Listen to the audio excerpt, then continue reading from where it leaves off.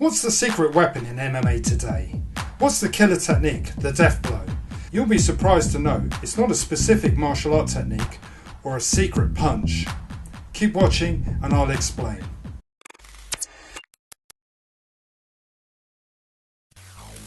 Fighting is a highly intensive process, both physically and psychologically. In fact, MMA fighters are considered to be one of the fittest, well-conditioned athletes in combat sports.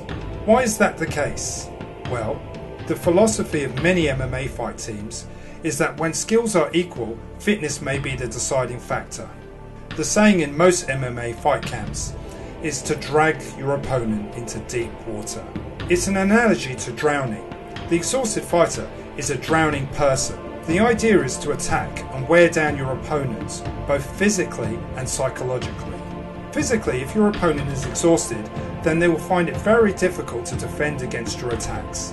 However, the psychological aspects is much more profound. People often want to give up when they're exhausted. In this sense, they lose their will to fight.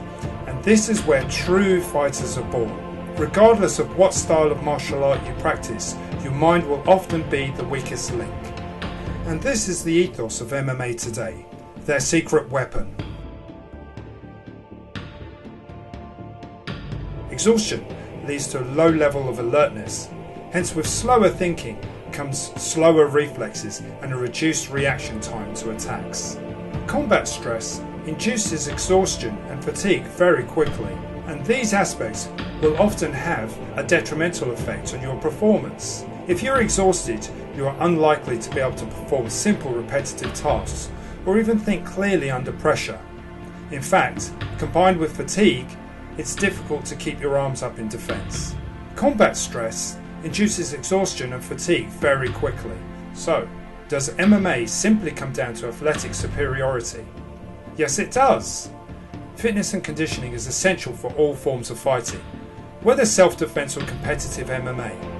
Regardless of your skill set, if you are unable to cope with the physical requirements of using your body under extreme amount of combat stress, you are unlikely to be able to compare your skills in the cage or even defend yourself in a street fight. The training culture of combat sports incorporates a strong focus on fitness conditioning because it's well accepted that when skills are equal, what will be the defining factor is the degree of fitness. Therefore, no fighter wishes to take this aspect to chance.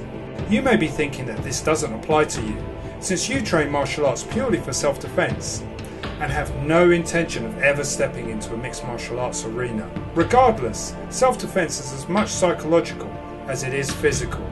Human beings can achieve great things when they believe they can, and this is where psychology of fighting comes into play. If you truly believe in your skills, you are likely to prevail under pressure, yet you must test yourself physically and psychologically to know whether you are ready to defend yourself.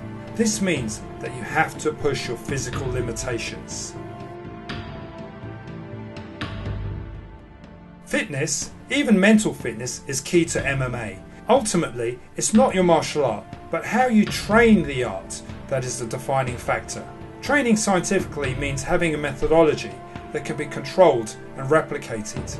Yet ultimately, aspects of fitness and conditioning is key to the complete scientific approach to fighting. In future videos, I'll be discussing the psychological importance of mental fitness training for combat, self-defense and MMA. The goal is to make you mentally tough, because psychology wins fights. In the meantime, train hard, be safe. Thanks for watching.